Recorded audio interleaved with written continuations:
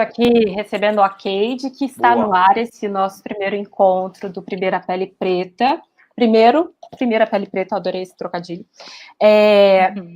E a gente está começando aqui com esse espaço que eu espero, como eu falei para vocês aí nas redes sociais, que seja acolhedor, que seja de troca, que seja para debater o racismo também, mas para a gente se reconhecer. Eu vou apresentar os nossos entrevistados e também o dono dessa lojinha aqui, de fato, real oficial, mas eu antes quero só pontuar um caso, que eu acho que é sempre bom a gente trazer para perto da gente, como é que o racismo se manifesta e o quão próximo ele está. E já que a gente está falando de esporte aqui, eu vou citar o caso do Bubba Wallace, da NASCAR, que essa semana teve um protesto lá no Alabama, nos Estados Unidos, falando contra na verdade, eles tiraram as bandeiras confederadas, depois vocês busquem aí na internet o quão racista é essa bandeira confederada nos Estados Unidos, e aí eles tinham tirado da competição essa bandeira. E as pessoas brancas do Alabama resolveram protestar fora do ambiente lá do circuito a favor dessa bandeira. Não contentes só com a manifestação, eles resolveram colocar uma corda daquelas que a Ku Klux Klan usava para poder enforcar as pessoas negras nos Estados Unidos, no box, na área do Bubba Wallace, que é o único competidor negro dessa competição, da NASCAR. E aí, enfim, é uma história muito dolorida para eu ler essa história, sobre a história da corda e tudo mais, mas para além disso, depois desse episódio, a gente tem uma manifestação imensa de outros atletas prestando apoio ao Bubba Wallace, inclusive dentro da própria competição. E um deles é o LeBron James, que foi lá e escreveu nas redes sociais dizendo estamos juntos. E aí, quando eu li isso, eu entendi que eu acho que era um exemplo bom para a gente trazer aqui para a Primeira Pele Preta, para a gente mostrar como é que a gente quer que esse ambiente seja. A gente quer que esse ambiente seja essa ligação que faz com que o LeBron James se manifeste e preste apoio e compartilhe afeto com o Bubba Wallace num momento como esse. Dito isso, vamos lá apresentar o pessoal da nossa lojinha aqui. A gente está com a Dione Lima, que ela é, acima de tudo, mulher, negra, nordestina, lutadora de MMA, kickbox, jiu-jitsu, moradora de Praia Grande atualmente. A gente também está com Cezinha, que é lutador de MMA pelo Corinthians. Está com o Marcelo Carvalho, ele sempre fundador do Observatório da Discriminação Racial no Futebol, mas que fala sobre todas as coisas que a gente perguntar, nossa enciclopédia aqui junto. E o dono real, oficial dessa lojinha é um rapaz, aí que eu os apresento para quem não conhece, aposto que todo mundo já conhece, que é o Rafael Garcia, e ele é fisioterapeuta no Corinthians também, e idealizou todo esse projeto aqui, a gente me convidou, e aí eu vim, porque é uma pessoa muito querida, e todas as conversas que eu tenho com o Rafael, eu já falo assim, gente, eu conheço o Rafael há 15 anos, eu conheço ele basicamente 3 semanas que a gente começou esse projeto. E aí eu vou pedir para ele falar um pouquinho. Bom, eu queria agradecer primeiro a todos os convidados que vieram, amigos que aceitaram logo de cara esse convite. Camila, você é minha voz, já te falei isso. Eu te chamei para isso mesmo, para você ficar na frente. Porque senão não rolaria se você não tivesse aceitado esse convite. E é uma ideia, né? Como toda ideia, ela tem que ser compartilhada. E eu quero muito que isso seja um espaço democrático para que negros falem sobre racismo. Eu não quero que o tom do meu discurso seja uma questão de segregação, mas eu acho que é um momento, como a gente já veio falando em outras lives, dos negros assumirem esse papel de fala, da gente começar a conversar e entender que a gente tem muita coisa em comum. E esse exemplo que você deu do LeBron e do Bubba é exatamente isso que eu acho que a gente precisa começar a semear aqui. Entender que o que o Marcelo estuda no futebol, que é o primeiro esporte do país, é o que vocês enfrentam no MMA, no kickboxing, que é um esporte muito novo, e todo mundo aqui tem muita questão em comum. Eu acho que todo mundo aqui, de algum jeito ou do outro, já enfrentou o racismo. Esse racismo trouxe uma marca para cada um de nós que está aqui. É um problema coletivo, mas que traz algumas questões individuais. Eu acho que antes da gente pautar em combater o racismo, eu acho que nós, negros, precisamos entender o quanto dói esse racismo. E eu acho que quando a gente compartilha isso, quando a gente olha para o lado e vê outras pessoas nessa mesma sintonia, eu acho que fica muito mais fácil da gente se autoproteger. E a partir daí, eu acho que fica muito mais fácil a gente criar esse link de luta contra o racismo. Mas, primeiramente, eu acho que a gente precisa criar essa conexão. Olhar um para o outro e entender o quanto nós sofremos juntos e o quanto nós podemos ser fortes juntos. Essa é a ideia do projeto. É um projeto nosso. Eu espero que a gente crie muita informação aqui e crie conteúdo. Minha voz ou sua voz, a gente pode, eu te dou uma peruca e daí a gente vai trocando ao longo dos programas, cada um assume que a gente sempre se vê nesse mesmo lugar. Eu queria usar, na verdade, era para você ter falado também do exemplo do LeBron e com o Kyrie Irving, que está rolando que na verdade, assim, você me trouxe esse exemplo dos dois que estão debatendo, que cada um tem uma visão, por exemplo, sobre o coronavírus, mas que a gente consiga, no debate, encontrar um ponto de vista comum, e daí você continua explicando. Isso. Esqueci, tá vendo? Se você não tá, eu tinha esquecido já. Um outro ponto também, que é a questão da volta da NBA, é uma questão que tá gerando muita polêmica. Você tem o LeBron, que ele é a favor da volta, e você tem o Kyrie Irving, que é um outro atleta exponente negro na NBA, que para ele acredita que a NBA não deveria voltar, porque com a NBA voltando, todo esse apelo da questão racial vai se perder pelos jogos. E aí, o que a gente vê muito na imprensa é colocar um contra o outro. O LeBron contra o Kyrie Irving. E aí, no momento, nós, como negros, o que a gente tem que olhar? São duas pessoas que sofreram racismo, duas pessoas que estão lutando pelo racismo, que talvez com dois pontos de vista diferentes. Talvez, se a gente começar a pensar no que eles podem estar juntos e fortalecer isso, do que a gente toda vez ficar pegando pequenos recortes e colocar um contra o outro, porque isso é uma coisa que a imprensa normalmente acaba instigando. Um tá contra o outro, um é isso, outro é aquilo. E assim, a ideia desse programa também é isso.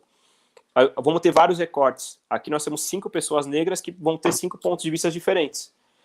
Porque somos 5 seres humanos diferentes. Mas talvez se a gente começar a focar muito no que a gente pode estar próximo, é um link muito forte para a gente construir muita coisa. Aproveitando esse link aí da proximidade, dessa coisa da gente estar junto, eu vou trazer o Cezinha para ele poder falar, que falem vocês, deixem a gente, Rafael e eu, a gente fica calado. É isso. Porque eu sei que você está por trás de um coletivo chamado Nação X, e que é um coletivo de lutadores que busca justamente fazer isso, né? Que vocês vou usar a palavra regimentar, mas para se apoiar, para aprender. Me conta um pouquinho de você nesse momento e também desse coletivo. Boa tarde, eu sou o César Almeida, eu sou atleta do Corinthians também, de MMA e kickboxing, e o coletivo surgiu porque o nosso o meio da luta, o meio das artes marciais é um meio muito, muito reacionário, né? A gente vê professores e alunos de professores reproduzindo muito discurso racista, homofóbico, machista, e uma boa parte não compactua com esses pensamentos. E eu e mais alguns amigos lutadores pretos também, que sofremos racismo, a gente só é aceito ali no meio, nos ringues, na luta, né? Mas um patrocínio é mais difícil, a estrutura para a gente chegar até onde a gente almeja foi muito mais difícil. Então surgiu essa ideia, eu, o Léo Amendoim, que é um campeão mundial de Muay Thai também, o Pamplona, que é do MMA, e o Fábio. Surgiu a ideia da gente montar esse coletivo, é uma ideia que surgiu de 3 semanas para cá. E aí o evento, aí a nossa ideia é levar informação para essa molecada, não só na informação da arte marcial, mas uma informação educacional mesmo, ensinar a nossa história, baseada em Marcus Garvey, Malcolm X e todas essas lendas, Luiz Gama. Então, mostrar que nós temos vários heróis, principalmente no Brasil, uma história que foi apagada, né? Então, a gente achou que era uma pauta que está atual, então é hora da gente se organizar e ser um coletivo que vai somar com todos os outros movimentos negros. É um momento que a gente acredita também que os movimentos negros têm que se unir mais do que nunca, porque está surgindo muita sigla nazista, muita sigla segregacionista e eugênica, a gente vê até nos discursos de vários governantes nossos. Então é uma coisa que preocupa muito, porque a gente está num combate, a gente está num território inimigo, eu vejo isso. Então, de um tempo para cá, eu comecei a ver as coisas muito diferentes, coisas que a gente começa a enxergar o racismo mesmo, né? Até em eventos, oportunidades, a gente não tem iguais, patrocínio que não busca a gente, patrocínio que quando você se posiciona deixa de te apoiar quando você luta, e machuca muito, né, porque você depende disso, então, e esse momento agora que a gente está confinado, eu estou tendo a oportunidade de ler mais, buscar mais a minha história, então estou me aproximando, e surgiu essa ideia, a gente está organizando agora, nós vamos ter uma sequência de 3 lives aí, para dar iniciativa nessa ação, que vai ser uma no evento que eu sou campeão, o WGP Kickbox, é o maior evento de kickbox da América Latina, e eu vou estar mediando com mais 2 convidados, que é o Ale Santos e o Léo Amendoim. Aí na sequência vai ter uma no Yoksutai, que é um grande canal de Muay Thai, e depois do Yoksutai vai ter uma do Brazilian Jiu-Jitsu, do JJ Stars. Então a gente está tentando buscar toda essa galera que é do meio da luta e não compactua com esses pensamentos que muitos professores ensinaram para a gente errado, os professores da antiga. É um meio muito difícil de se trabalhar, muito machista. No Corinthians, por exemplo, a gente estava tentando introduzir as mulheres lá para ter um time de MMA feminino, o que não era aceito. O time feminino de futebol lá é bem novo, então o que a gente está buscando é dar voz para essa galera que é do meio da luta e às vezes não se posiciona com medo de se opor, de criar uma indisposição com o patrão, com o evento que eles lutam, ou com o patrocinador. Então a gente está buscando dar uma voz para essa galera aí. E vamos ver no que vai dar. Eu tô bem confiante, é um coletivo que tem uma ideia bem legal. E vamos para cima, a gente precisa se unir agora e mostrar a nossa voz e dar força para quem não tem voz, né? Que são muitos. Aproveitando que você me deu a deixa aí de dar a voz, aqui normalmente não tem voz, e falou das mulheres nesse ambiente, eu queria que a Dione falasse para a gente, até dentro disso que o Cezinha Almeida colocou aqui para a gente, como é que você se vê e como é que você tem se articulado também, se tem, como é que você se sente nesse ambiente de esporte machista, racista, como é que é para a Dione? Então, para mim é bem complicado. O sexismo tá na luta em si. Tipo, eu vim do judô, migrei para MMA e tipo, nada muda. Foi o que ele falou, no meio da luta, se tem a questão da hierarquia, se tem um old school, né, que eles falam que eles têm uma linha que não aceita tudo. Tem técnico que, eu não gosto de trabalhar com mulher. E só que se a gente for parar para ver, é tudo muito lá atrás, né? Tipo, as mulheres, eu acho que em 1941 elas não podiam praticar luta, eu acho que até 79, a mulher não podia praticar nenhum tipo de luta. E então, assim, já tem uma dificuldade, a gente já tem uma barreira da questão do sexo no esporte. Aí eu, como mulher negra, é pior ainda, tem todas as barreiras sociais por ser negra, mas a barreira é por ser mulher. Então, assim, eu acho que eu comecei a sentir, a me deparar com essas situações muito tarde. Que eu falo assim, quando eu saí de casa com 15 anos.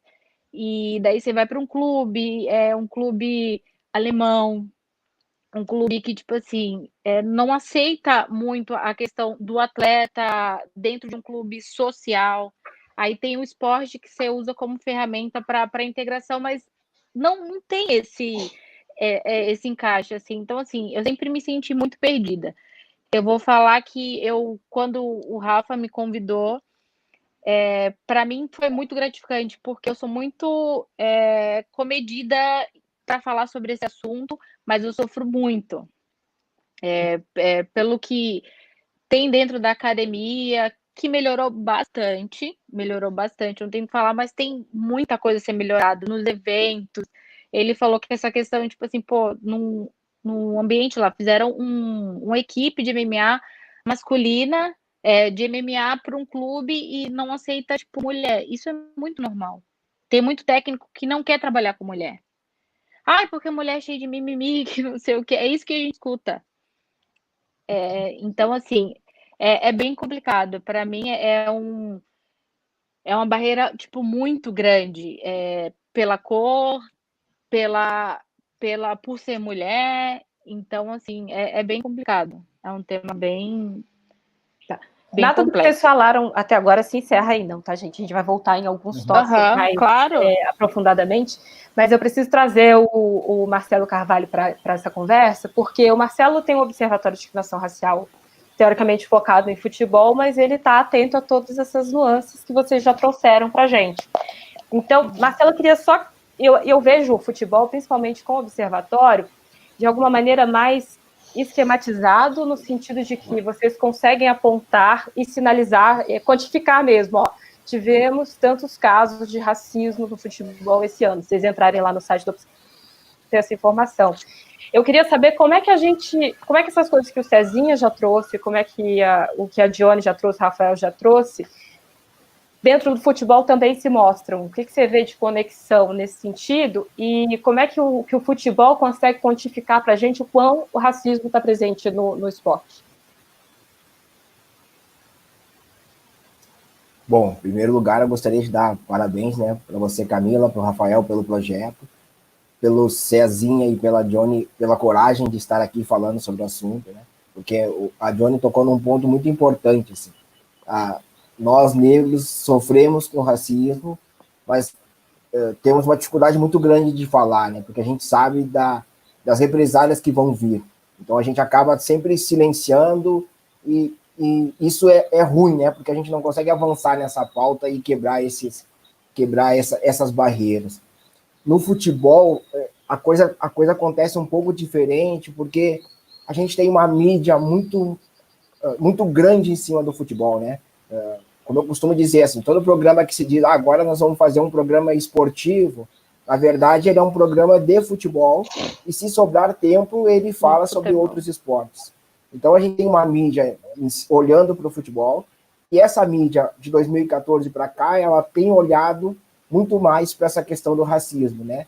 Seja pelos casos que aconteceram em 2014, que era o ano de Copa do Mundo no Brasil, seja porque os jogadores estão falando mais e os torcedores, seja porque o observatório vem trazendo esses números e a cada vez que a gente lança um relatório, a gente consegue ter um grande número de pessoas atentas ao que a gente está falando, né? Então, isso vai aumentando o olhar da imprensa, mas é isso, assim, eu acho que o futebol ele consegue falar mais de racismo, porque tem mais mídia em cima. E aí um atleta começa a falar, a gente teve o Roger ali o ano passado, que fez aquele baita discurso, e aí depois do Roger, outros atletas começam a quebrar essa barreira do silenciamento, e isso vai fazendo com que cada vez mais atletas se posicionem, né? Eu acho que o exemplo que a Dione deu dela, tendo uma barreira, uma dificuldade de falar, mas aí estimulada pelo Rafael, tá aqui hoje falando sobre isso, tá mais atenta, o Cezinha com esse grupo, mesmo dentro desse ambiente extremamente reacionário, ele tá lá e tá marcando presença e disse, olha, nós vamos fazer algo, vai fazer com que atletas que sofram racismo comecem a denunciar. Porque eu acho que a barreira maior que a gente tem enfrentado hoje é o silenciamento, né? E esse silenciamento, ele é imposto, assim. Nunca ninguém vai nos dizer, olha, você é proibido de falar sobre racismo. Mas vai ser sempre aquele, olha, não vai fazer bem para tua carreira. Eu acho que aqui no clube as pessoas podem não te entender muito bem. E aí a gente, como o espaço é muito pequeno, a gente vai acabar silenciando. E aí a gente vai sofrer um caso de racismo e a gente não vai denunciar. A gente não denunciando, a mídia tem aquilo como, olha, os casos de racismo sumiram ou não acontecem, né? Um exemplo é, o futebol masculino tem muitos casos de racismo publicizados, mas o futebol feminino não tem tantos. Mas toda vez que eu vou num evento de futebol feminino, eu converso com as atletas, elas dizem, olha, Marcelo, no futebol feminino, a gente quase sempre ouve xingamento racista. É difícil ter um jogo onde não tem um xingamento. Mas isso não chega para nós, né? Isso não chega na mídia. Eu acho que o que vocês estão fazendo, né? A gente, porque eu estou aqui participando desse debate, de quebrar esse silenciamento, ele é o ponto-chave de qualquer revolução, né? Vocês abriram o programa falando do apoio do LeBron pro piloto da NASCAR, né? A gente tá vendo que os atletas estão se unindo cada vez mais.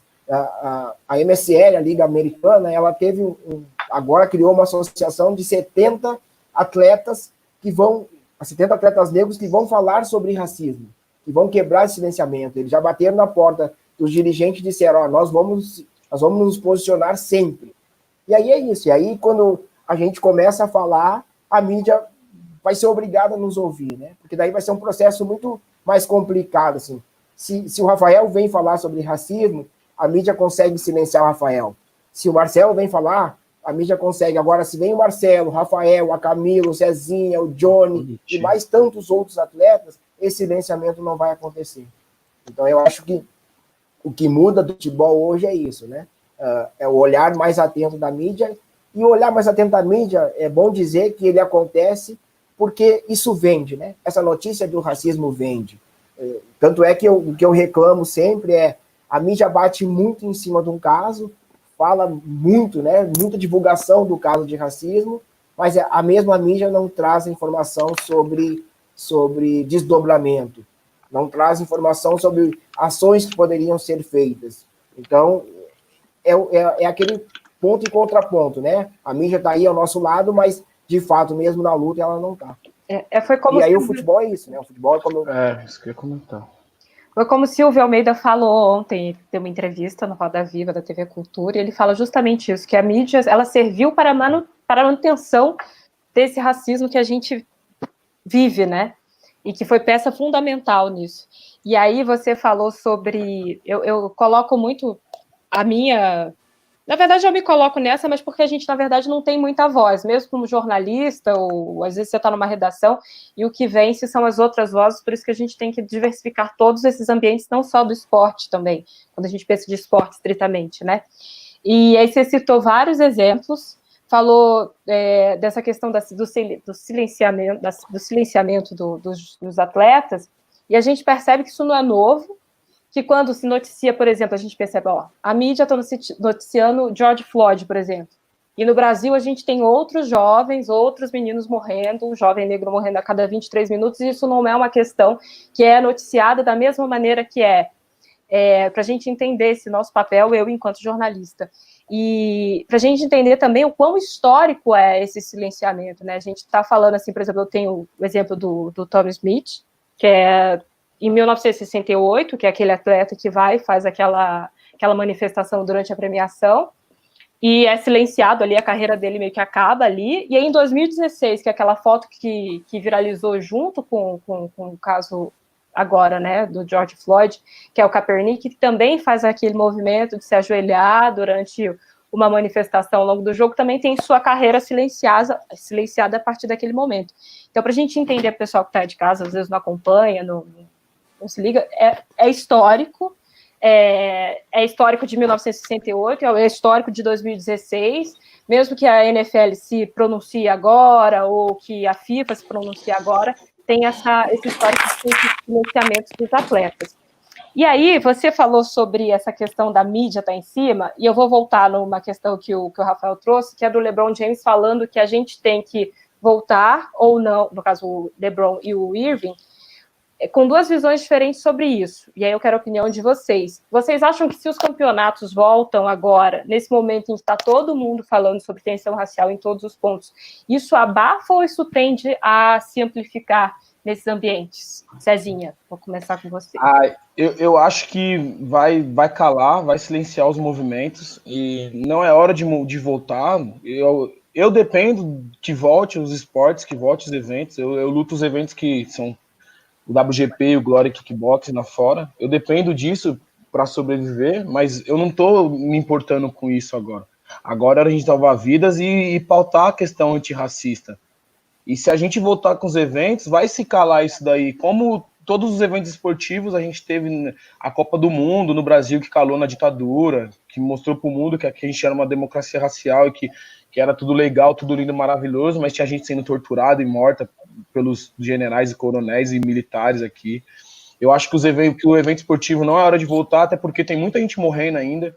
No Brasil, a gente passou de 51 mil mortos, por exemplo. Nos Estados Unidos tem não sei quantos mil mortos, mais do que no Brasil, 2 milhões de casos. Então, eu acredito que não é hora de voltar, até porque vai calar esse movimento. Voltando um pouquinho, ontem eu vi a entrevista do Silvio de Almeida e a empresa, as empresas, toda a mídia é branca. Então, eles perpetuam isso e vêm mantendo, fazendo a manutenção dessas riquezas, né? Então, para eles não é interessante. Eles pautam ali essas medidas até certo ponto.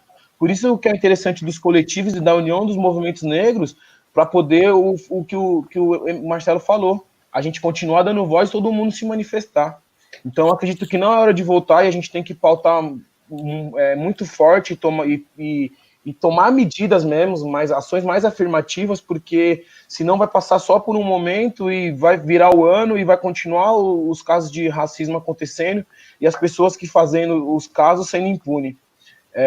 Só para dar só falar mais uma coisinha, outro dia eu estava vendo uma reportagem, uma ciclista xingou um motorista, o motorista era negro, xingou o cara de imprestável, de macaco, disso, daquilo, e 2 policiais militares, ao invés de levar essa mulher para a delegacia, prestarem queixa e como tinham testemunhas, as pessoas que estavam no ônibus, e fazer essa pessoa pagar por aquela atitude dela, porque é uma atitude muito burra, né? É burra, é uma atitude burra. A pessoa que é racista, ela é burra, ou mau caráter. E aí eles fizeram um acordo lá na hora, a mulher pediu desculpa pro cara e ficou por isso, entendeu? Então essa impunidade nesses atos deixam essa galera que tem essa voz racista com mais força. E quando a gente tem um governo que se declara racista, essas pessoas começam a aparecer e sair do casulo, entendeu? Sair do armário. E a gente está vendo muito isso aí.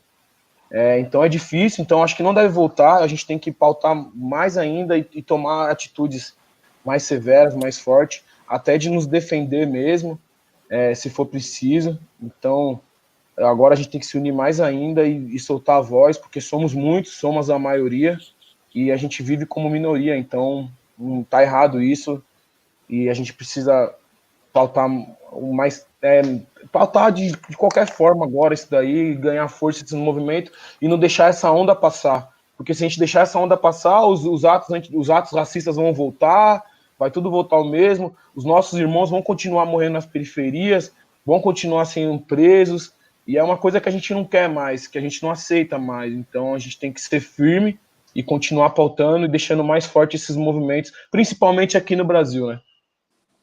Rafa, quer falar alguma coisa? Não, depois eu falo no final. Tá, porque eu gosto de citar sempre uma música do Wilson das Neves que começa assim, o dia que o morro descer e não for carnaval, depois vocês ouçam esse samba, que acho que diz muito para a gente ganhar essa força e entender que a gente, enquanto coletivo, enquanto conectado mesmo, um se apoiando e não deixando passar, porque desculpa, não é... Fale, Rafael. Não, é só isso que você está falando, e o que o Cezinha falou é muito importante, porque a gente está num momento que a gente teve uma abertura drástica, assim. De repente, a gente nunca falou de racismo e, de repente, a gente está falando de antirracismo num país que nunca deu essa abertura. Aproveitando, vou citar o Silvio Almeida de novo, a micareta racial que ele chamou. A micareta exatamente isso. Exatamente, ele falou exatamente isso. E aí, quando, por exemplo, o Marcelo, ele tem um trabalho no Observatório de um tempo, e o Cezinha está nesse trabalho começando uma luta, toda a pauta que a gente for falar sobre racismo, quem vai pautar isso é sempre o branco, o jornalista branco, que não tem esse entendimento. Hoje a gente está começando um trabalho dos jornalistas negros falar. Então a gente tem que primeiro tomar um cuidado muito grande nesses momentos de fala, porque é muito fácil um movimento negro se virar contra o movimento negro. Exatamente. É muito fácil, porque a gente tem muitos recortes. Aqui, por exemplo, se eu for falar de luta, o mundo do Cezinha no masculino e o mundo da Johnny no feminino é totalmente diferente. E aí se eu for mal intencionado, eu posso alimentar aqui uma discussão entre homem e mulher, dois homens negros. Então, é por isso que é muito importante a gente ter essa conexão, a gente entender primeiro o que é o racismo que a gente sofreu a vida toda, a gente começar a falar sobre isso, entender aonde está essa dor, para que nesse momento que a gente entenda o quanto o racismo dói para cada um de nós, a gente use esse momento de fala por uma conquista coletiva, não por uma conquista de vingança. Eu, Rafael, eu quero matar todos os racistas possíveis porque eles fizeram isso comigo, porque eu acho que eu deveria ter ganhado isso ou aquilo. É o momento que a gente precisa ter essa noção de nós temos aqui agora um momento de fala, agora tem 31 minutos de live, um jovem negro já morreu, Então, eu não posso, às vezes, nesse momento de fala, me fechar numa coisa individual. Eu acho que a gente precisa ter essa conexão, primeiro, para a gente falar pro movimento. Boa. Eu vou só citar aqui, tem alguns comentários aqui, obviamente o Wesley Castro, que eu não sei se alguém conhece entre nós aqui, já deu um boa tarde mais cedo. O professor Fábio Rossi disse assim, infelizmente muitos sentem a sua pressão na pele, a gente sente, sempre, e ele diz assim, voz nós temos, o que não temos é mais espaço para que essas vozes sejam ouvidas. Então fica aí o nome do professor Fábio Rossi, para a gente, na próxima live, dar esse espaço para a gente se ouvir. A Marina também está falando aqui sobre o problema da não punição. Eu quero trazer esse assunto, esse trechinho da punição um pouquinho mais para frente. Vou botar o Marcelo depois, obviamente, para a gente falar sobre lei, essas coisas assim, mas a gente, enfim.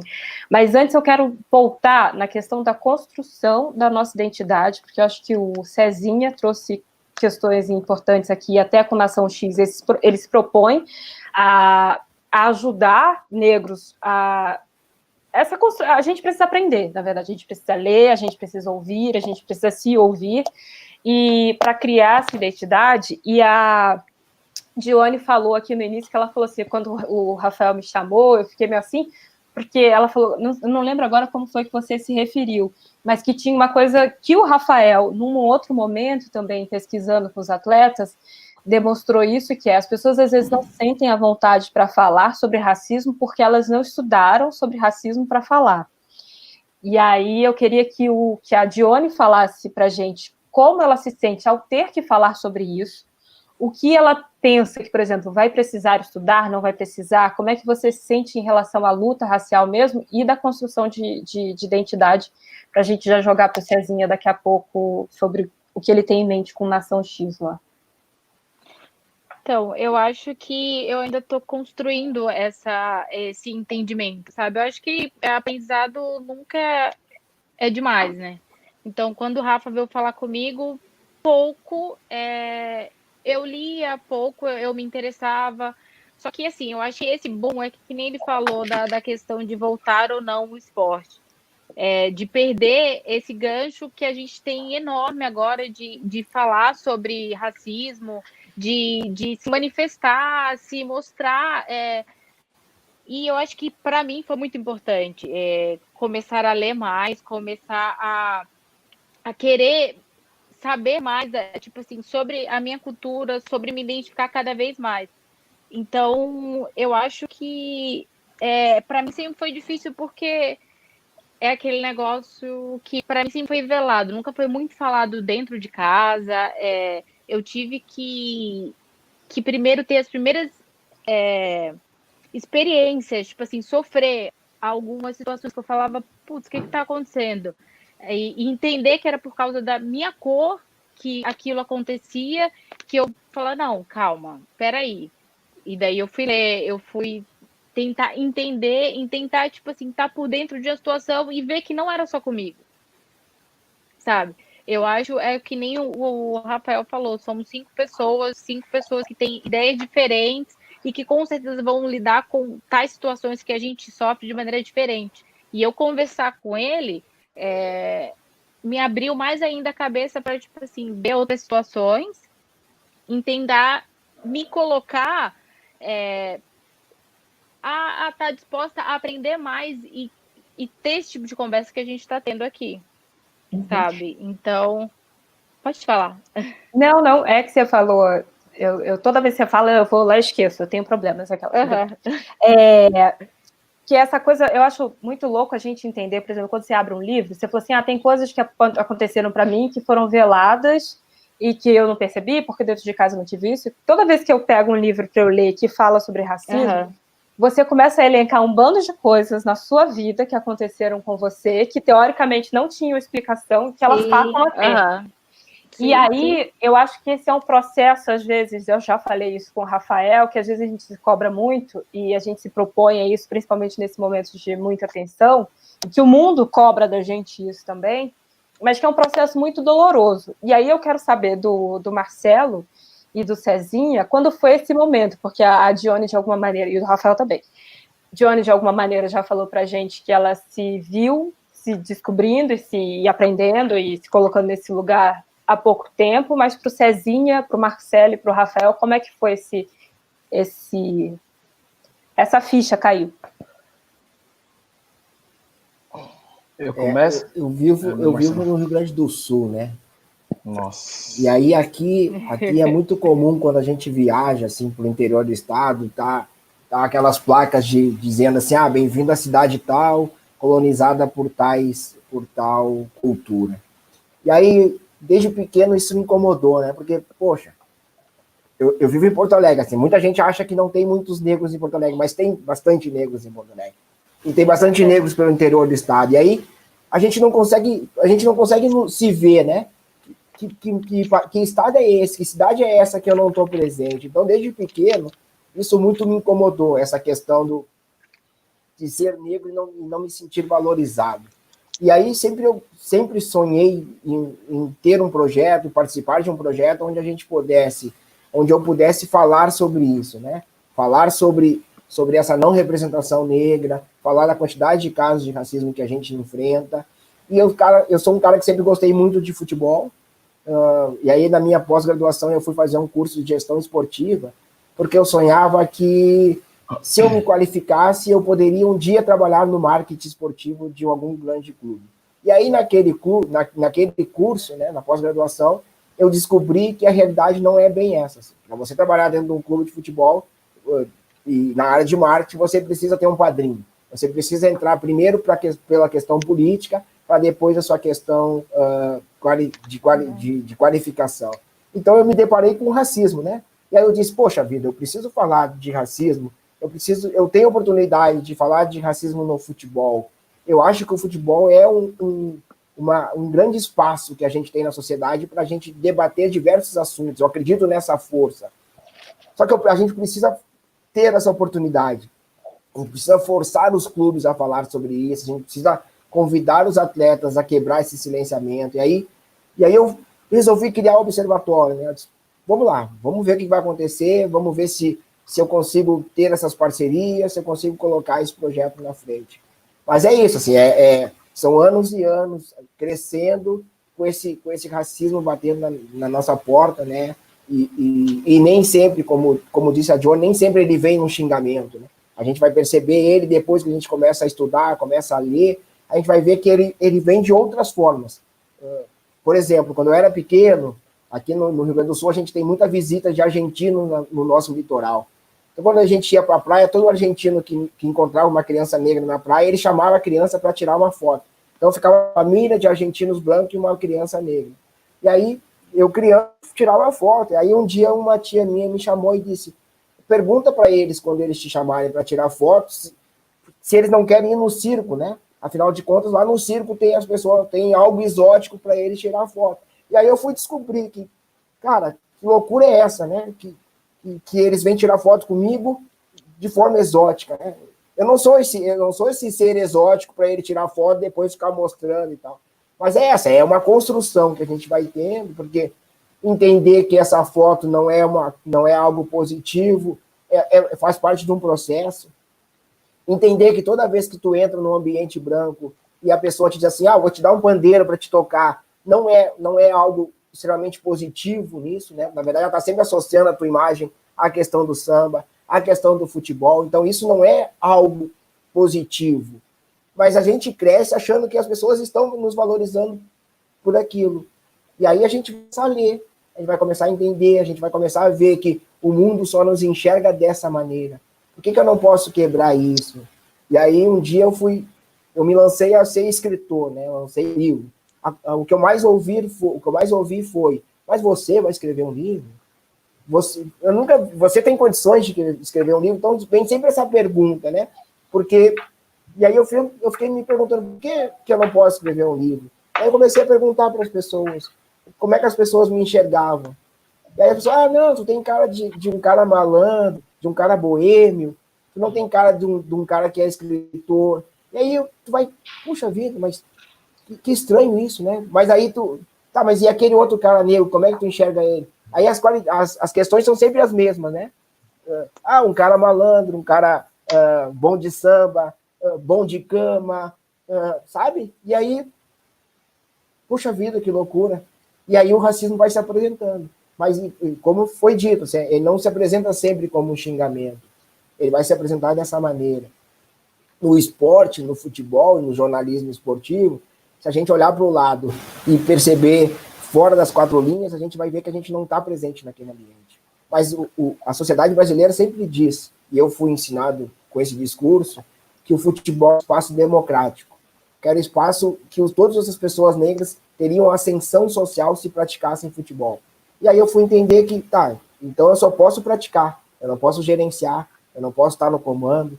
E aí a gente vai se deparando com essas situações, e aí eu preciso fazer algo, né? Eu preciso devolver para a sociedade o que a sociedade me deu, assim, as oportunidades que a sociedade me deu.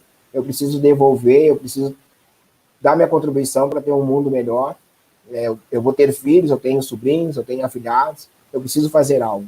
E aí surgiu essa ideia do observatório, surgiu essa ideia de um dia estar aqui reunido com vocês e ver que o Cezinha tem um projeto, que esse projeto pode fazer com que depois que a pandemia passar, a gente não seja de novo silenciado. Porque o Cezinha, no meio da pandemia, o Cezinha fez o projeto dele. No meio da pandemia, a Rafa e o Rafael e a Camila fizeram o projeto deles. No meio da pandemia, estou vendo diversos projetos negros ligados ao esporte acontecendo. Então, eu também não tenho esperança que a gente vai ter um cenário muito melhor. Eu acho que a partir do momento que a bola voltar, vão esquecer as nossas pautas. Mas, pelo menos, a gente conseguiu nos organizar. A gente já está mais organizado para enfrentar esse novo silenciamento que vai vir. É isso. Cezinha, aproveitando que ele já falou do teu projeto, uma das premissas lá que eu vi o manifesto de vocês é isso, né? A questão da educação, inclusive trocar, já fica aí o convite para quem estiver nos assistindo que, de alguma maneira, trabalhe com a questão racial, até o Marcelo mesmo, de ir lá e aprender também em troca. Mas eu queria entender como é que você pensa essa educação dentro do projeto, o que vocês pretendem apresentar lá. E como, na verdade, a pergunta inicial, como é que caiu essa fichinha para você? Foi em conversas com o Léo, a gente já se conhece há muito tempo, quando eu vi o Léo lutando, o Léo tinha essa representatividade para mim nos ringues. Ele tem uma tatuagem escrita bem grande, Brasil Negro, no peito. Ele usava dread naquela época e todo mundo falava que era feio. E eu não deixava meu cabelo crescer porque eu achava que era feio mesmo. É o que as pessoas falavam para mim, é o que eu aprendi dentro da minha família só de negros, e não se reconheciam, a gente não tinha essa pauta. Totalmente deseducada a família, né? Mas não culpo eles, né? Eles não são culpados, não são culpados por isso. E quando eu vi o Léo, eu vi o cara como uma referência para mim, comecei a me enxergar ali quando eu comecei a lutar. E tem uma idade, só para eu ter uma noção? Tem quanto tempo faz isso? Isso foi em 2010, 2009, tem 10 anos atrás. E depois eu tive, só que nós éramos de equipes diferentes, e a gente só se encontrava em alguns eventos, porque naquela época haviam muitas rivalidades. E aí a gente se encontrou uma temporada que eu fui passar na Tailândia para treinar, e aí eu morei com o Léo lá um tempo, então a gente trocou muita ideia, e muita ideia bateu sobre essas coisas, e a gente, com experiências próximos, assim, de sofrer o racismo, o preconceito ali, desde criança, aquilo que você falou, se a gente for lembrar hoje e começar a notar, você vai ver o tanto de preconceito racial que você sofreu e nem percebeu. Então, e aí a gente começou a conversar, e nessa quarentena a gente começou a conversar sobre isso e essas pautas em alta, e surgiu a ideia da gente de fazer o projeto, e primeiro a gente vai agregar as pessoas que querem estar junto, e vamos dividir em células e vamos começar a mandar material educacional sobre os nossos heróis, sobre a nossa história, sobre a África, além da escravidão, e junto com as artes marciais, o Muay Thai, o Kickboxing, o MMA. A nossa ideia está no começo ainda, mas está se estruturando, a gente está agregando as pessoas que querem participar do movimento para estar junto. Vamos chamar os outros movimentos para estar junto com a gente, porque os outros movimentos não têm essa parte, né? A parte da educação física, vamos dizer assim, a parte da preparação ali é uma coisa que eu acho muito importante. A gente tem que deixar a mente e o corpo dos nossos guerreiros fortes também. Então surgiu essa ideia, a gente está baseado em... A gente vai usar muitas obras de Marcus Garvey, Luiz Gama, Malcolm X e Martin Luther King, então, e outros aí, José do Patrocínio, os Irmãos Rebouças. Vamos mostrar essas histórias, são coisas que eu estou estudando, estou dando uma atenção maior para isso agora. Nessa quarentena consegui ler bastante sobre essas personalidades e buscar essa ancestralidade minha aí. Então, a gente está no começo, vai ser a primeira ação nossa, vai ser essa semana. Não tô até tô dormindo mal, porque tem várias coisas que eu quero falar, só que são lives de 1 hora, então a gente vai ter que só soprar alguma coisa para interessar a galera e buscar esse povo para estar junto com a gente, esse povo que não tem voz aí, que o Marcelo falou, e a gente precisa desse coletivo justamente para isso, para que essas vozes não se calem depois que passar essa pandemia e essa pauta não se acabar com a volta dos eventos esportivos, né? Não se calarem essas vozes. Então, a gente está organizando esse coletivo e a gente vai trabalhar junto com os outros movimentos. E agora a nossa primeira ação vai ser quinta-feira. Não tem muita coisa ainda, a gente está no começo do movimento, são 3 semanas, que nem eu falei, a gente lançou tudo. Surgiu a ideia do evento, de eu contar uma ação minha, escrever um texto lá no WGP, e logo na sequência surgiu a ideia das lives, e a gente já estava com o coletivo, já ia fazer as lives no Yuxutai lá. Então a gente vai fazer agora. E falando do... Cezinha, deixa eu falar um negócio pra você. Se esse aqui for o último programa, for o primeiro e último programa, Mas a gente acabou de começar. Não, só de ouvir isso que você dá. Se hoje fosse o último programa, eu acho que o objetivo do programa era assim, lá no final a gente ouvir algum atleta com alguma ideia parecida com a sua. E no primeiro programa, assim, eu ouvi você falando tudo isso, cara. Eu acho que não tem por que ter mais programa. É incrível. Comigo. Calma, gente. Celinha, conta comigo. Calma que ainda tem, ó. É incrível. A gente entra lá, e a ideia é essa mesmo, não vai ter hierarquia, nosso movimento vai ser um coletivo, não vai ter presidente, tesoureiro, todos vão ter a mesma voz. A primeira ideia é essa, entendeu? Essa discussão foi uma das primeiras que a gente teve lá, da galera que estava organizando. Eu não vou ter mais importância de quem entrar depois. E a gente... Nós temos vários momentos, você se bate de frente com o preconceito racial, né? Mas onde eu senti mais forte, assim, foi quando eu fui cotista, né? Antes de trabalhar com luta, de ser atleta, eu tinha um sonho de ser engenheiro.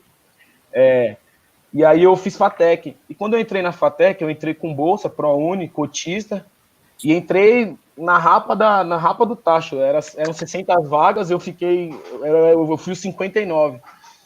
E aí, quando eu entrei na faculdade, 60 alunos, 2 turmas de 30, tinha eu e mais dois caras negros.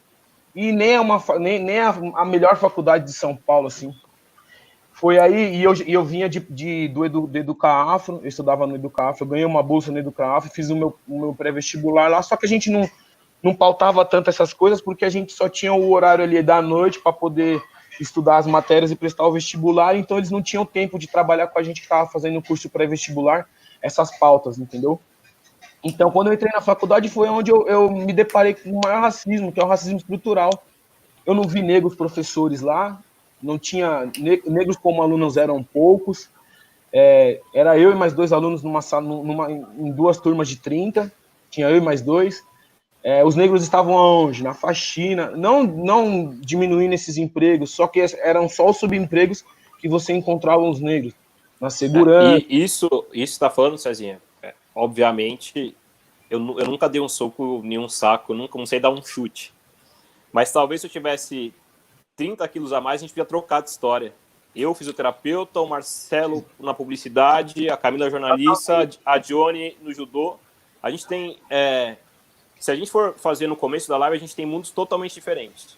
Nós temos 2 lutadores, o Marcelo que é do futebol, eu sou fisioterapeuta no basquete, a Camila. Só que é isso que é o fio, né? A gente tem tudo junto. A gente tem as mesmas queixas. Não muda, e as estruturas não mudam, né? E são posições que nós estamos ocupando, que nós ocupamos hoje, por conta de muita luta, muito suor e muito sangue dos nossos ancestrais. Sim. E é isso que a gente não pode deixar, essa luta acabar, porque essa luta não acabou, essa guerra não acabou ainda. É uma guerra, infelizmente é uma guerra. É um momento que a gente não deveria estar falando mais em pautas racistas, mas passaram 120 anos da abolição da escravatura, e o racismo não acabou. Então, é uma questão que não dá para a gente deixar passar batido, não conversar, porque é muito sério isso, porque os nossos filhos vão continuar sofrendo, os nossos irmãos que estão lá nas mazelas da periferia. Alguns dados importantes, a gente está falando aqui na internet, mas a internet não é um espaço democrático. Poucos têm acesso. Nós precisamos alcançar essas pessoas que não têm esse acesso. Quantas contas de Twitter, quantas contas de Instagram, quantas contas de Facebook nós temos no Brasil? Tá entendendo? Então, essa democratização não passa só por fazer movimento, nós temos que agir mesmo. Colocar os coletivos na rua e buscar essa molecada que está sendo deseducada. Como nós fomos, eu fui deseducado. Eu cresci numa sociedade machista, eu era machista. Ainda tem algumas coisas que eu faço que eu peço e falo, putz, olha o que eu fiz, cara. Não dá, César, presta atenção. Nós éramos racistas, a gente não gostava da nossa cor da pele, a gente não gostava do nosso cabelo, a gente não entendia, a gente entendia que era feio. Esse racismo estrutural machuca muito, vem por dentro, te corroendo. Então a gente muda de ambiente, muda de lugar, mas as estruturas são sempre as mesmas. As pessoas que estão no poder são as brancas, elas que mandam, a gente que obedece. Então, a gente precisa estudar muito mais, colocar esse estudo para as pessoas das periferias, onde estão nossos irmãos, educar eles e buscar essa união, né? Porque a gente foi muito desunido, desde a história, desde quando eles trouxeram... E aí tem uma outra coisa também, Cezinha, eu acho que essa desconstrução que você falou, eu acho muito, muito importante você falar em desconstrução, sabe? Você, no estereótipo que você tem, você é um atleta de kickboxing, que ninguém nunca vai olhar para você e falar assim, pô, esse cara ele tá se desconstruindo para ser menos machista. É esses estereótipos que a gente tem que começar a quebrar. Exatamente. E, assim, e a gente não aprendeu porque não tava pra gente aprender mesmo. Não tava, não era a intenção. Que a gente aprendesse, né? Exatamente. Isso. A escola só desmotiva a gente, né?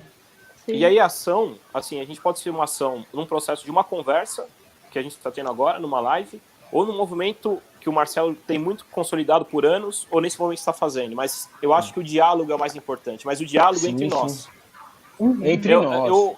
Eu acho que, assim, é muito importante a questão didática, é muito importante, mas todo negro, ele tem uma história, ele tem um aprendizado para o outro negro, ele não precisa ler nada, ele não precisa conhecer nada.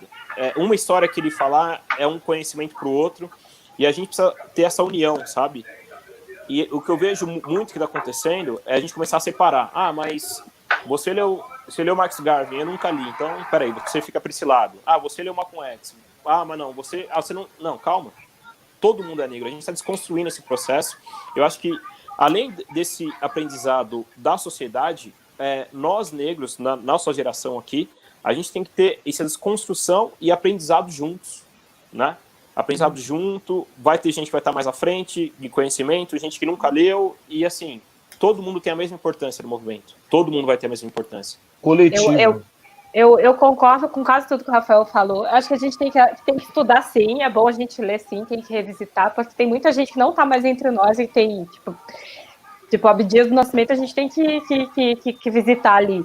Mas eu acho que a gente tem que parar com essa cobrança que eu acho que entra na sua fala, do que eu preciso que vocês entendam quem foi Abdias do Nascimento, ou você vai ler de Jamila Ribeiro. Assim, você escolhe nesse sentido, mas que você alcance conhecimento também. Ou que talvez você, sei lá, eu sempre cito o livro da Grada Quilomba, porque é um fantasma que fica aqui na minha cabeça, que é muito dolorido, assim. Então, assim, vou ler esse livro que é mais doloroso ou não, vou buscar outros meios, eu acho que a gente tem que buscar essa informação, sim. Mas eu quero pegar um trechinho do que o Marcelo e o Cezinha falaram. Eles falaram muito sobre a questão da família, em como a família pode ser difícil nesse processo. Eu dou o exemplo da minha também, tomara que ela não esteja aqui. A minha tia dizia que, olha só para vocês terem noção, a minha tia dizia que ela ia me pintar pra gente ficar igual o Michael Jackson, porque a gente tinha que ser branco, e a minha tia não gosta de brancos, e a minha tia não gosta de pretos, e ela é uma pessoa preta, e a minha cara. E aí imagina você crescer com alguém que você tem como referência, porque a tua referência é mais próxima, que fala ou que teu cabelo é ruim, ou a tua tia que chega e fala assim, então fala para ele procurar no circo. Você recebe essa informação, como é que a gente recebe essas informações de pessoas tão próximas? A minha família era super normal também. Meu pai, hoje eu fui conversar com meu pai, eu fui mandar justamente o papelzinho da live lá, a imagem, e tipo assim, ele recebeu de uma forma totalmente diferente do que eu queria. É um negócio assim, ai, eu acho um bando de vagabundo no meio da rua. Aí você fala, oi? Mas é isso, às vezes você não consegue traçar esse É diálogo. difícil. Eu não Não, consigo. não Hoje em dia, consegue. mesmo hoje em dia, são pessoas de Não, 60 anos e a gente não não, consegue traçar esses diálogos. E tem não outra coisa consegue. que o Marcelo não, o Cezinha falou, que é essa questão de se desconstruir machista ou outros preconceitos que a gente tem, porque cada um de nós vai ter, seja, por exemplo, com a gente morando em São Paulo e aí você pratica, tipo, tem a xenofobia, que muita gente a gente não admite, mas que a gente tem esse outro olhar, ou a mulher. E aí eu quero chamar a Johnny para esse papo, que eu acho que é muito delicado, e se a gente precisar que o Cezinha talvez diga para a gente como os homens enxergam as mulheres no MMA, por exemplo, e como é que você se defende, como é que você lida com o esporte que olha para o corpo da mulher, principalmente para o corpo da mulher negra, nesse sentido de ou a mulher tem que ser masculinizada, ou a mulher é hipersexualizada, ou você fica nesse limbo. Como é que é para você? Se você precisar, a gente pede para o Cezinha falar como é que os homens veem as mulheres, e aí depois a gente entra no... Eu acho meio... Ai, pode ser, não sei, seria interessante. Se ele tiver vontade para falar, ele fala e eu Ah, dou. super. É o reflexo total da sociedade, de como a sociedade enxerga a mulher, sabe? Então, primeiro que eles não vão respeitar, muitos não vão respeitar, não estou generalizando, mas muitos não vão respeitar e o treinamento é corporal.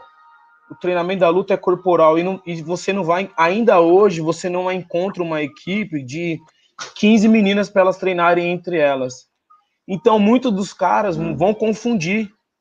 E dependendo do que essa menina fala, esse cara acha que a menina tá dando mole para ele, sabe? Às vezes a menina só é simpática, só tá sendo boa praça, ou é um comportamento normal dela, e que a gente desconstrói tudo e acha que a menina tá dando mole, tá dando entrada pros caras. Então, dentro do mundo da luta, os caras são muito machistas, a maioria.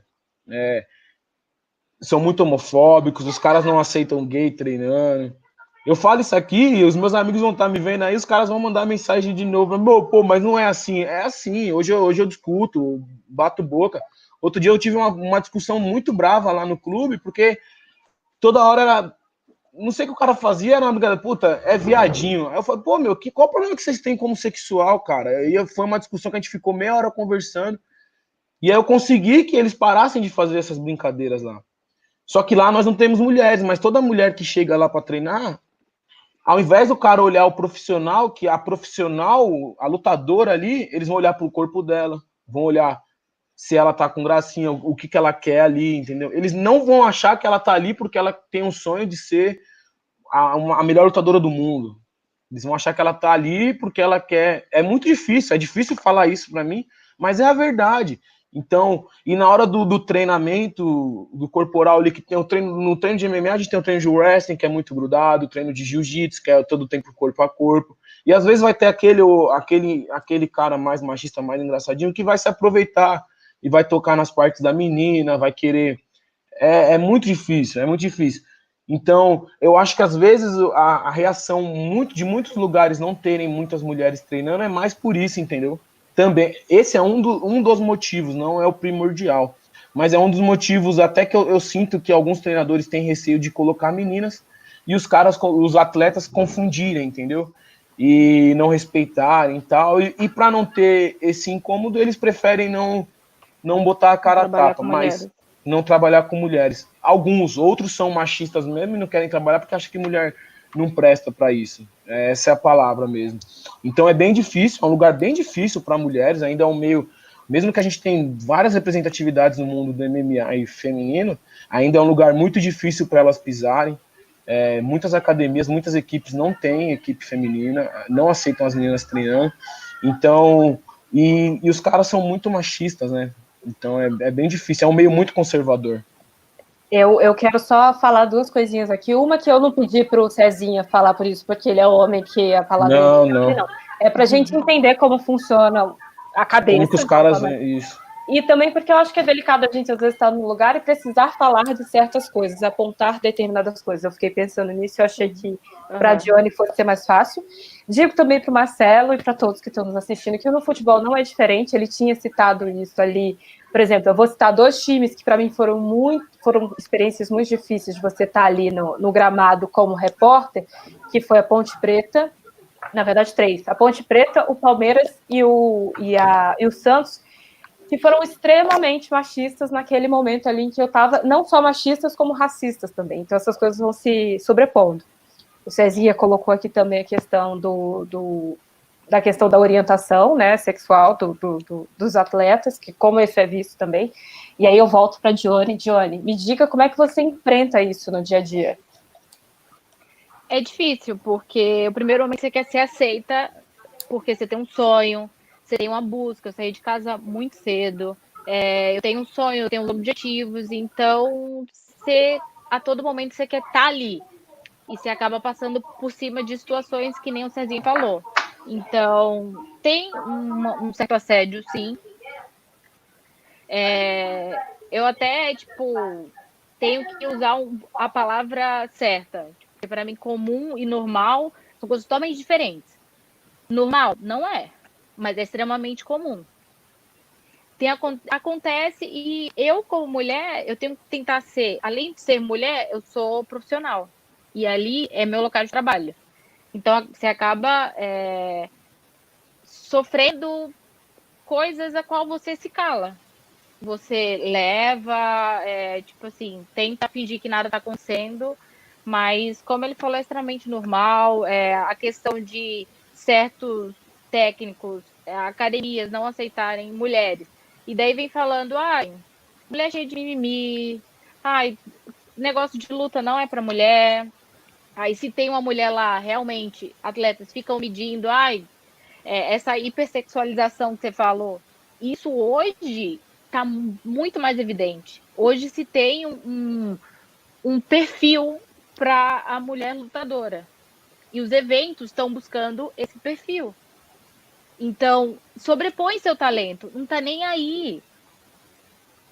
Seu cartel, que o Cezinha sabe, como a maioria sabe, hoje em dia acompanha o UFC, tem um cartel de lutas, quantas vitórias e derrotas, mas a questão da beleza, da hipersexualização da mulher, tá contando muito. Isso, para mim, eu falo, cara, como assim?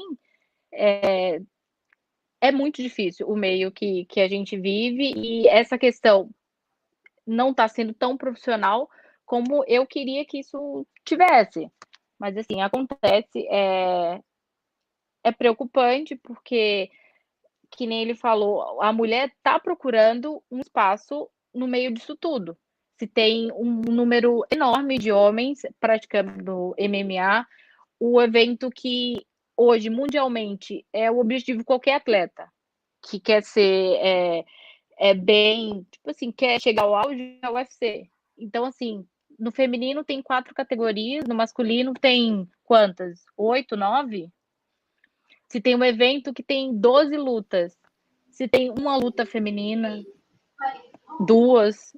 Quando tem? Às vezes tem evento que só tem luta masculina. Então, assim, é difícil dentro da academia. A gente tem essa questão do corpo a corpo, que já é um incômodo, que a gente tem que passar por cima e a gente tem que estar bem muito com a gente mesmo. A gente tem que estar muito ligada ao nosso propósito para poder passar por cima disso. Só que a gente depende muito do outro, sabe? A gente é um esporte individual. Pode falar. Não, vou puxar esse gancho que você falou que depende muito do outro, porque a gente, às vezes, quando a gente fala de racismo, às vezes a gente acha que só as pessoas negras que têm que falar sobre racismo ou intervir, ou denunciar e tudo mais. Quando você fala de mulher, teoricamente, os homens, que são a maioria nesses ambientes, por exemplo, de luta, de esporte, você fica lá, as mulheres que estão sofrendo isso, elas que se defendam, elas que denunciem, elas que falem, quando a gente tem que entender que a gente tem esse papel, que o Cezinha falou assim, vamos nos desconstruir, entender aí, eu vou citar a Jamila, esse lugar de fala, porque a gente também tem. Se a gente tem um espaço, se a gente tem uma possibilidade de denunciar ou de tocar aquele assunto, de falar assim, olha, está faltando mulheres aqui, o Cezinha com os amigos dele, como vocês estão tratando gays, como vocês estão tratando as mulheres. Eu acho que a gente tem que entender que a gente tem esse papel, isso em todas as categorias, estou falando quanto mulher negra, mas homem negro, ou homens ou mulheres brancas, da gente entender que tem muitas camadas e que a gente tem esse papel de denunciar e de intervir quando a gente é a maioria ou quando a gente é aquele que tem o lugar de fala nos espaços, né? E outra coisa Claro, também, eu acho que o puxando... Cezinha ter falado foi super legal. Puxando só o que a Johnny falou, o que você falou agora, cara, é assim... Cortaram, Rafael. Tô ouvindo? Tô me ouvindo? Aí. Ah. Só um gancho, que assim, igual a gente falou, a gente tá com 2 atletas que sofrem o mesmo problema e um recorte racial, mas um recorte de homem e mulher já tem uma outra diferença. Por exemplo, aqui a gente podia muito bem ter levado situações que a Dione e o Cezinha podiam ter virado inimigos por essa questão de o homem ter mais luta, de ter mais visibilidade e tudo mais. Essas diferenças, elas são várias diferenças que vão existir, e a chance da gente ter uma separação é muito grande.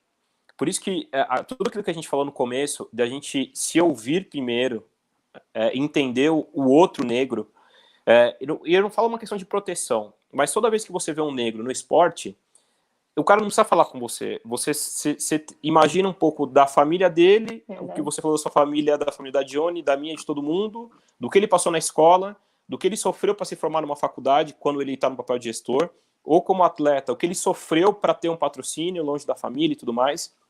Então, quando a gente vê 2 negros, eu acho que a gente primeiro, antes de abraçar essas várias questões que vão nos separar, porque a questão da mídia, ela vai ser uma questão mais de separatista do que de aproximar. Essa questão do esporte, fora o futebol no Brasil, é muito difícil, todos os esportes. E todos os esportes que tiver masculino e feminino, vai ter um gap gigantesco entre o masculino e o feminino, infelizmente. E é uma estrutura que ela se constrói por trás de outras coisas. E aí, nesse recorte, se a gente não tomar cuidado, os pares, nós negros, homens e mulheres, em vez de a gente se unir, como a Camila falou, e começar a criar um processo de mudar isso juntos, a gente acaba se separando e guerreando entre a gente. Tá? Porque aí um vai ter acusação com o outro, e é isso. A gente tem muita diferença na mesa, mas a gente tem muita coisa em comum. Vamos se apegar no em comum primeiro, nos conversar, e a partir disso, com essa questão sólida, a gente brigar por essas situações. Mas não num cabo de guerra. Eu sou mulher, puxo pra cá, eu falo não desmerecendo a causa, pelo amor de Deus, a causa da mulher, do feminismo e tudo mais. Sim. Eu tô falando que nós negros, se a gente conversar um pouquinho, a gente tem muito mais coisa para nos aproximar e estar junto nessa briga, e brigar junto, do que talvez a gente pegar a primeira coisa que já tá nesse processo racista da coisa, sabe? Eu vou para cá, eu vou para lá, e é muito fácil desse nosso discurso separar. Mas eu tenho que adicionar aqui que, até para a gente poder entender, assim, a gente fala sobre racismo e tudo mais, essa questão, eu concordo com tudo que você falou, que a gente tem que se unir mais, mas a gente tem que se unir nesse olhar também entendendo o que é que nos separa, nos afasta e nos oprime nessas camadas. Por exemplo, a gente pode falar só sobre a questão racial geral no esporte?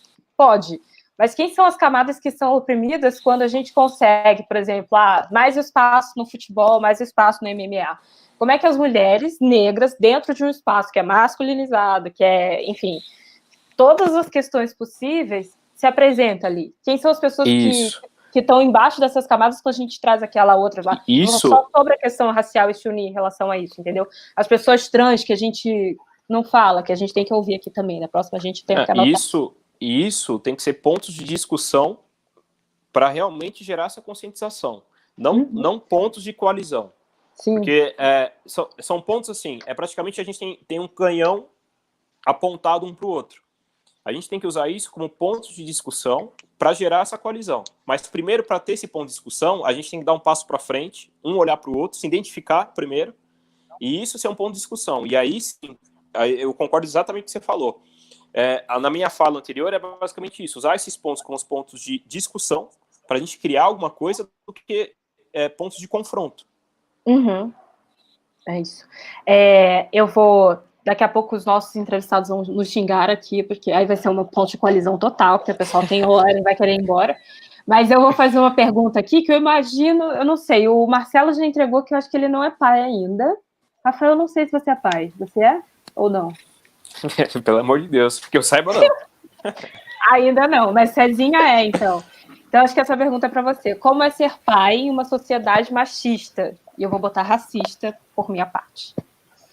É bem difícil. Ser pai e pai preto é mais difícil ainda. Pai de menina e pai preto, então é mais difícil ainda. Mas eu tenho sorte de ter uma companheira maravilhosa e Será que é a ela Bruna ou não?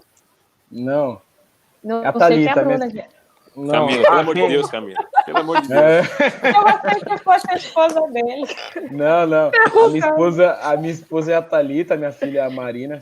E eu tenho a sorte de ter uma educadora em casa. Minha esposa é professora, então ela traz muitas essas questões em casa para minha filha. Inclusive, depois que a gente casou, que a gente se uniu, eu comecei a estudar mais sobre essas coisas, porque ela me estimulou muito a saber sobre isso. E ser pai de menina é difícil. Não é difícil, né? Ser pai é a mesma coisa entre menino e menina. Só que a gente tem que desconstruir. A gente tem um desafio que a gente ainda vive numa sociedade muito machista e a gente tem que criar. A gente cria minha filha para ser independente, para ser forte, para passar por cima de todos os obstáculos que vão ter machista no caminho dela. A gente estava lendo um livro ontem com ela, que ela ganhou da tia dela, que no livro ele traz as questões do homem e da mulher, quais os lugares, igualdade e tal. E numa das perguntas no livro, uma das perguntas do livro era nas tarefas de casa, quem deve fazer mais? O homem e a mulher devem fazer iguais, a mulher deve fazer mais que o homem, a mulher deve fazer a maior parte que o homem, e ela já sabe essas questões, assim, então, tipo, é uma coisa que a gente não teve, nós não tivemos na nossa educação, e a gente está tendo a oportunidade de dar para ela hoje, então eu sei que eu estou criando uma mulher, não diria mais forte, mas uma mulher muito mais pronta para a sociedade que ela vai encontrar no futuro, assim. E muito mais construída.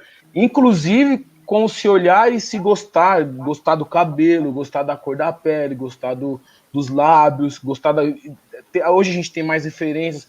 Eu tenho acesso à internet, à rede social, então a gente busca referências para ela. Então, é legal ser pai, é gostoso. Eu gosto muito de ser pai, mas é uma situação diferente, porque eu tenho que dar uma educação para ela que não é como eu tive. Então, eu estou aprendendo também muita coisa junto com ela, assim. Então, a gente está aprendendo junto, diariamente. Porque se eu for ensinar tudo que eu aprendi para ela, ela que vai ter que ir pro fogão toda hora, ela que vai ter que lavar o banheiro toda hora, ela que vai ter que cuidar da casa, vai ter que sair para a rua para trabalhar ainda. Então, foi isso que eu vi na minha infância. As famílias a formação das famílias eram assim. O homem saía para trabalhar e a mulher ficava em casa. Eu vou aproveitar esse gancho. Eu não sei se foi um texto seu ou se era um repost no seu perfil falando sobre a figura paterna. Você teve dentro de casa, Cezinha? Só para Meu pai faleceu, eu tinha 10 anos, eu era muito novo, só que minha mãe já era separada, então a minha figura paterna foi minha mãe, né? Então, até as questões do corpo mudando, tudo quem conversava comigo essas coisas era minha mãe, porque eles separaram, eu tinha 6 meses, meu pai era presente, só que ele faleceu, eu era muito novo, eu tinha 10 anos, então ela que foi minha referência, né, porque ela era o homem de casa, a mulher de casa, a gente vivia a gente morava numa casa com 6 pessoas, 2 cômodos, era minha avó, minhas 2 tias, meu outro tio que tinha quase a mesma idade que eu, eram 3 anos mais novo, aquela estrutura toda que a gente já sabe que nem é uma das piores, mas tá longe de ser o ideal para um desenvolvimento e para uma educação de uma pessoa e de uma formação igualitária numa meritocracia que eles vendem errada para a gente aí. Então tá longe de ser o ideal, mas minha mãe foi maravilhosa, então ela foi meu pai, foi minha mãe, então ela ficou sabendo tudo, a primeira vez que eu bebi ela ficou sabendo, a primeira coisa que eu fiz besteira, ela que estava lá para me socorrer, então ela foi minha figura paterna, então, mas essa paternidade é bem difícil, porque quando e aí eu fui morar com a minha avó um tempo, e eu tinha várias figuras paternas, só que nenhum era meu pai, sabe? Então é bem difícil. Tinha meu avô, só que ele trabalhava 14 horas por dia, a gente não se via, Aí minha avó ficava em casa, tinha meus tios que eu tinha como referência, que graças a Deus eram pessoas que fugiram das estatísticas que a gente já conhece, que são as estatísticas que um jovem negro tá subjetivo a passar ali. Então eles foram as minhas referências, assim, mas a figura paterna foi mais minha mãe mesmo. Entendi. Já que a gente está falando sobre casa, casamento, falei do casamento fortalecido, incrível, que tem Cezinha, que eu quase dei outra esposa para ele ali. Vou falar de Johnny e Wesley também, que são 2 atletas negros que a gente conhece. E eu queria, na verdade, entender para você, Johnny, como é que é ter esse relacionamento com uma pessoa negra, assim. Se é uma questão para vocês, se foi uma decisão sua, as referências que você tem, como é que vocês se constroem juntos? Então, eu já tive um relacionamento anterior que era italiano das 2 partes. E é aqueles negócios que eu falei, que às vezes não vem como xingamento, né?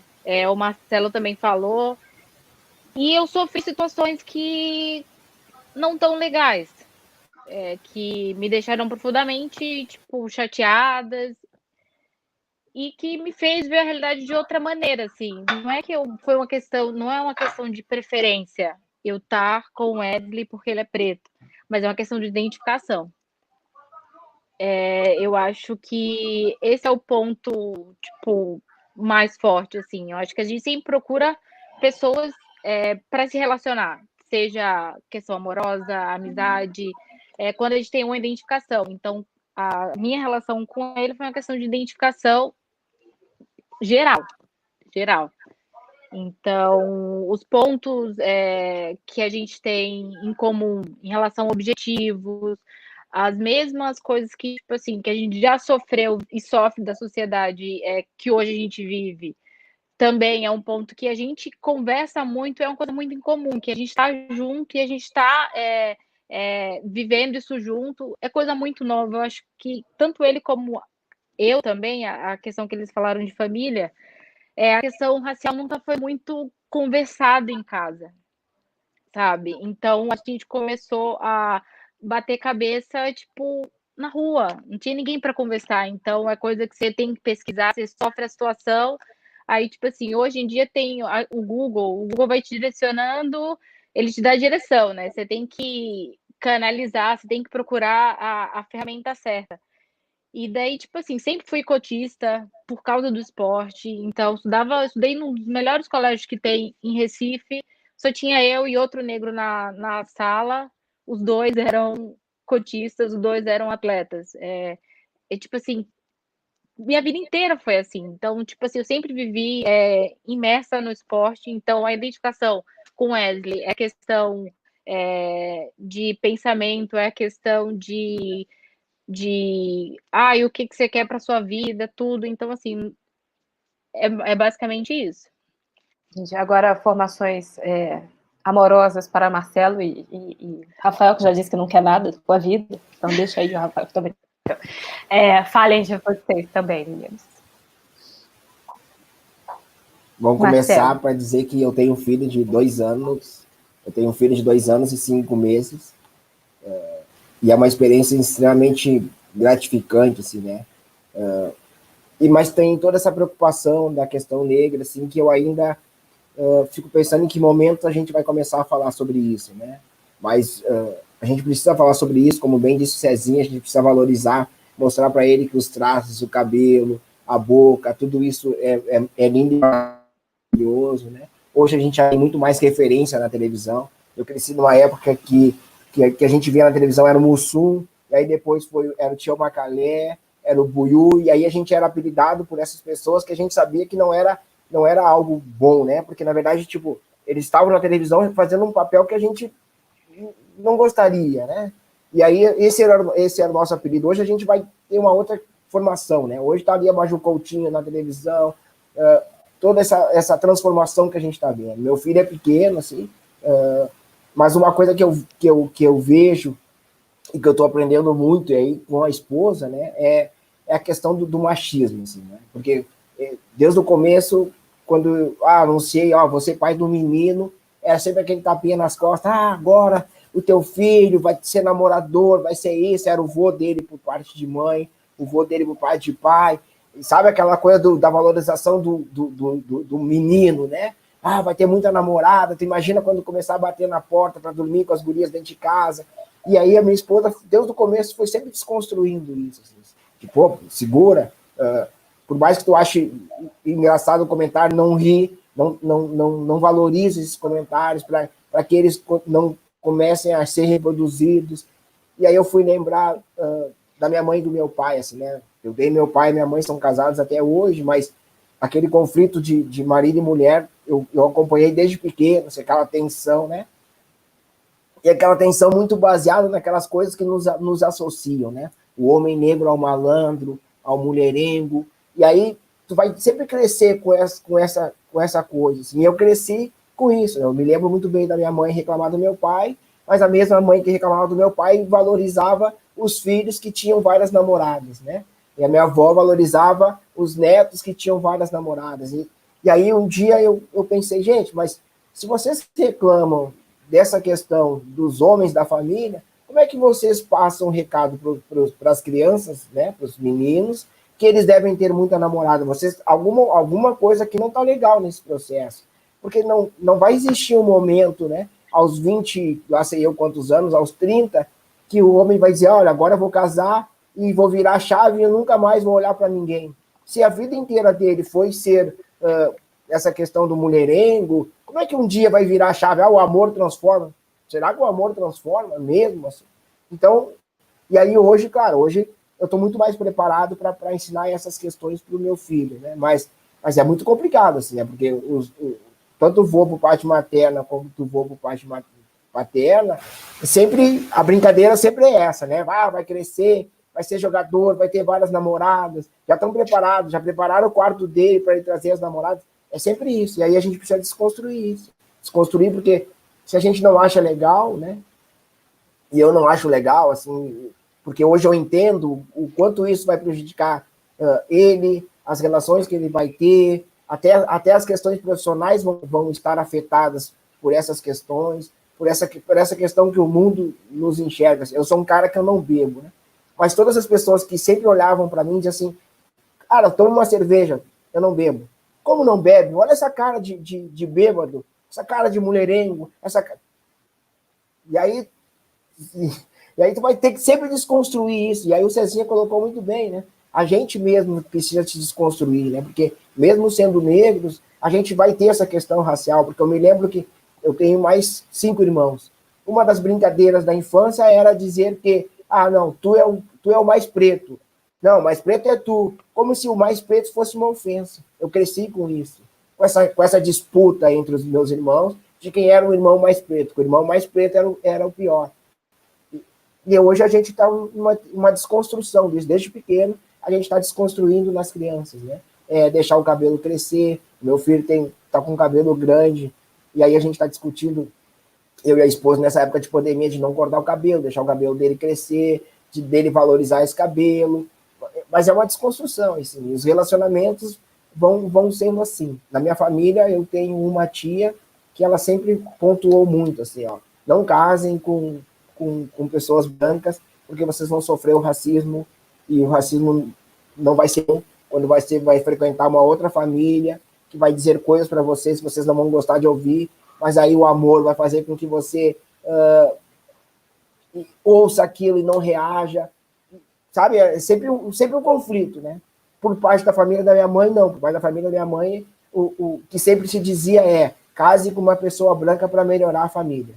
Você não pode casar com uma pessoa preta, senão você vai viver eternamente essa questão do racismo e você precisa melhorar a família. Então, a vida é uma eterna construção, né? A gente vai ouvindo tudo isso e aí, aos poucos, a gente vai tentando entender o que é melhor, o que é o caminho, né?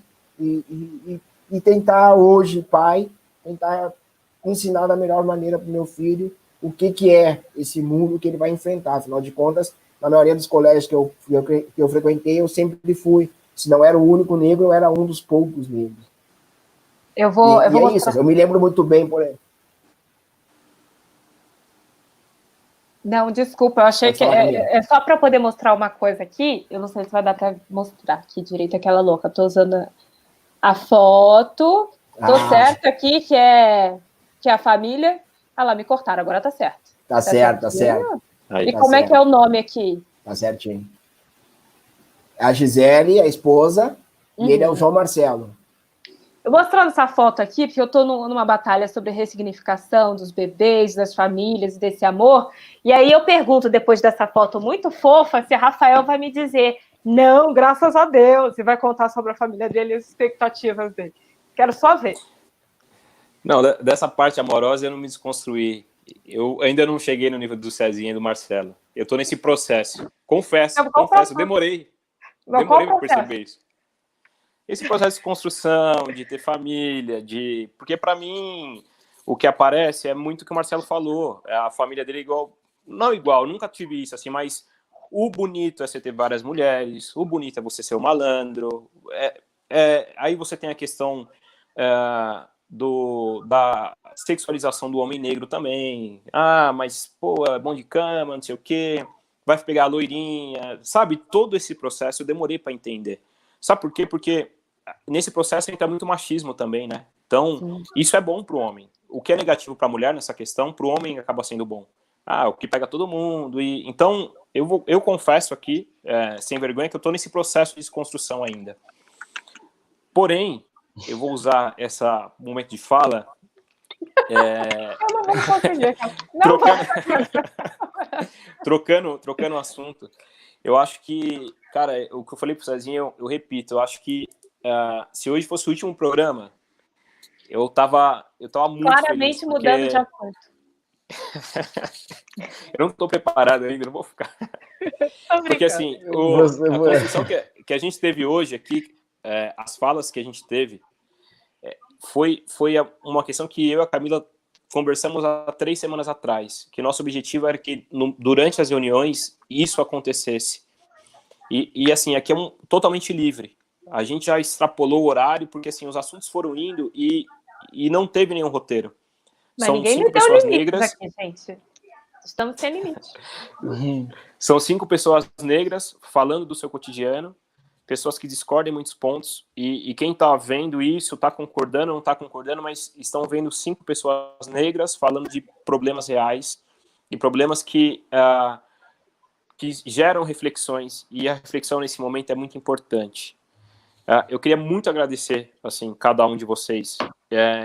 Apesar de conhecer todo mundo um pouco, o Marcelo menos, mas a Dione eu tenho um contato muito próximo, o Cezinha ali de academia e a Camila nesse processo, eu fico surpreso, cara, como as coisas são muito juntas, né? O quanto a gente podia ser da mesma família, praticamente, aqui. E eu acho que se a gente... O objetivo, assim, se todos os negros começassem a olhar dessa maneira, eu acho que é o principal. Eu não estou muito preocupado mais com racista, eu estou preocupado de olhar o cara na rua e falar... Aqui na região, aqui em São Paulo, a gente, quando era pequeno, o meu padrinho chamava todo negro que ele via de Patrício. Ô, Patrício! E eu não sabia o porquê do Patrício. Mas o Patrício era uma gíria que eles usavam para falar de negro para negro. O Patrício, no sentido, era assim, o irmão, né? E é isso que falta. Eu acho que, assim, finalizando e agradecendo muito vocês, eu acho que o objetivo é esse. Se a gente começar a olhar um para o outro e entender que a gente sofre a mesma coisa, só que de maneiras diferentes, e se ver como irmão, eu acho que é o objetivo desse programa. E agora que ele mandou todo mundo embora, nem perguntou se a gente ia, acho que é válido isso. Não foi isso. Me despeço, você me deu um filho, acabou com o casamento do Cezinha, tirou o filho do Marcelo. Eu não tô entendendo. Eu vou tomar dura da Thalita, hein? Olha, eu também agradeço. Não sei se a gente usa as suas últimas palavras. Eu acho que seria bom, Cezinha, chamar novamente as lives que ele está programando aí. Dione falar. Enfim, Cezinha, Marcelo e Dione nessa ordem. Pessoal, quero agradecer muito. Foi muito produtivo essa conversa, escutar as histórias diferentes, mas ao mesmo tempo com muitas coisas semelhantes e que a fala do Rafael, que a gente poderia ser parte da mesma família, porque todo mundo escutou a mesma coisa quando era pequeno aqui. E eu vou convidar aí, galera, me segue lá no Instagram, Cezinha_Almeida. A gente vai começar a live na quinta-feira, a gente vai fazer uma roda de conversas das 6 até às 21 horas. Das 6 às 7 vai ser no perfil do WGP Kickbox.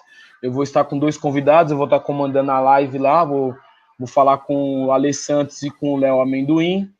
Depois das 19 às 20 vai ser no Instagram da Yokisutai e das 20 às 21 no Instagram da BJJ Stars, com outros convidados também, convidados especiais aí, falando, só convidados negros, mulheres negras falando sobre o mundo da luta, sobre o racismo e sobre essa pauta, e vamos estar introduzindo um pouco da ideia do Nação X, que é o nosso coletivo aí que a gente está lançando, e chamo vocês também para estarem fazendo parte desse coletivo aí, que é de lutadores, mas a gente fala que é de lutadores porque a iniciativa foi de lutadores, mas a gente vai abraçar todo mundo, porque a luta antirracista, o branco tem que participar dessa luta também, como o nosso professor disse ontem na entrevista do Roda Viva, o Silvio de Almeida, ele disse isso, que a gente precisa, o branco precisa participar dessa pauta também, senão o racismo não vai acabar. Assim como nós precisamos falar, senão o feminismo, as mulheres não vão ter lugar de fala, não vão ter melhores condições de trabalho e vão estar limitadas aos lugares que elas podem ocupar por ser mulheres. Nós, homens, precisamos falar. Só que todas essas pautas aí, antes dessas pautas, vem a pauta antirracista, que é a partidária, que é a nossa luta, né? Que são anos e agora a gente tem que ter mais voz do que nunca. É isso, obrigado a todos vocês. Que conversa maravilhosa, adorei. Estou seguindo todo mundo, a gente vai trocando ideia e estou pronto para participar das próximas. Tirar uma onda nessa quarentena e tratar dessas questões que são muito importantes para nós, para nossas famílias e para os nossos sucessores aí nesse mundo louco que a gente vive aí. É isso. Muito obrigado, Rafael, Camila, Dione, Marcelão. Prazerzão estar falando com vocês hoje. Eu também queria agradecer a todo mundo, a vocês pelo espaço.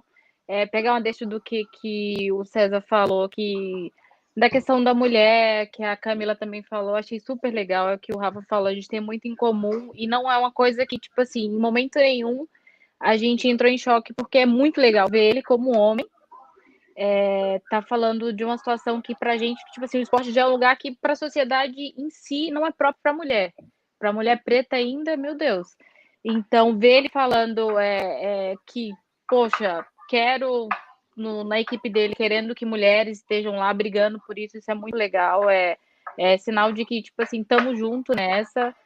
Falar para vocês que foi muito gratificante mesmo estar participando dessa conversa, foi muito enriquecedor para mim. É um assunto que é super necessário, falei muito pro Rafa isso. A sociedade hoje está precisando de manifestações como essa, não só de ir para a rua, também para a rua que é necessário, mas de ter esse debate, ter essa conversa. Eu acho que isso precisa chegar em todo mundo. E eu estou muito feliz em ter participado, em ter trocado essas experiências com vocês, de pessoas que têm propriedade para falar, como a Marcelo, a Camila, todo mundo tem propriedade, todo mundo é preto, todo mundo vive na pele. Então, foi muito gratificante e enriquecedor para mim. Então, estou muito feliz. Obrigado pela oportunidade. E precisando de qualquer coisa, César, vou entrar em contato com você. A gente fala sobre o Nação X. Putz, quero super ajudar, quero super participar. Quero estar cada vez mais me posicionando sobre isso. E agradeço vocês por terem me dado essa oportunidade. Eu acho que é em função disso que hoje eu quero estar cada vez mais ainda ativa em relação a isso. Marcelo? Bom, eu quero, antes de agradecer, eu quero parabenizar vocês, Rafael e Camila, pela iniciativa. Dar parabéns também ao Cezinha pela iniciativa do Nação X. Depois, se quiser me mandar informações para mim divulgar pelo Observatório, estou à disposição. Johnny, parabéns por aceitar o desafio do Rafael e se dispor a falar, né? Eu acho que a principal barreira que a gente precisa quebrar é essa, né? de estar aqui falando. Eu acho que a sociedade, por muito tempo, enxergou os atletas como pessoas sem conhecimento para ser repassado, né? E a gente precisa quebrar isso. Assim. Eu vejo que muita gente ainda me fala, poxa, mas tu fala sobre futebol, os atletas de futebol não estão nem aí, os caras são alienados. O contexto não é esse, né? Isso foi algo que a sociedade moldou deles e nunca quis quebrar isso, né? Na verdade, a sociedade nunca quer que os atletas falem. Então, foi super bom trazer a vida inteira que eles eram pessoas alienadas, que não tinham nada para contribuir. A gente está aqui hoje mostrando que não é isso. A gente quer continuar falando, né? Que a quarentena o fim da quarentena não nos silencie. E é isso, assim, estou à disposição de vocês, o Observatório está aí. A gente quer falar sobre outros esportes, e aí a gente precisa que esses coletivos se organizem e que denunciem para que a gente consiga cada vez mais abrir esse leque, né? Cada vez mais quebrar essa questão de falar só de futebol, que a gente consiga falar de outros esportes, e principalmente que a gente consiga levar a voz dos atletas negros para frente, né? Quanto mais, eu acho que é uma corrente, assim, quanto mais um falar, o outro vai junto, a gente vai dar cada vez mais coragem para que os outros falem. Contem comigo sempre, estou à disposição.